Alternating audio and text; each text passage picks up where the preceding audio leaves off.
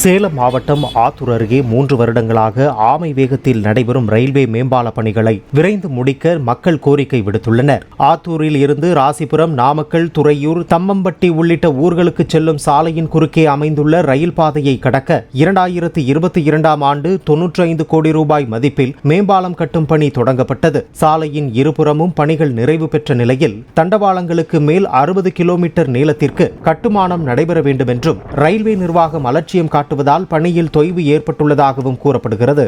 உத்தரப்பிரதேசத்திலிருந்து அந்த ரயில்வேல இருந்து வரணும், அங்கிருந்த இன்ஜினியர்ஸ்லாம் வந்து இந்த கட்டுமானத்தெல்லாம் பராமரிக்கணும், அவங்கள வச்சுதான் செய்யணுங்கிறதுனால மிகவும் தாமதம் ஏற்படுது.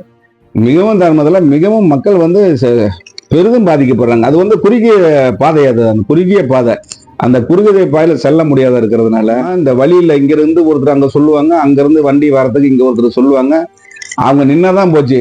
ஏதாவது ஒரு பிரச்சனைன்னா அங்க நிக்கல அப்படின்னாக்க எல்லா வண்டியும் நிக்க வேண்டியது தான். யார் அதை மெயின்டைன் பண்றதுங்கிறது தெரியாது.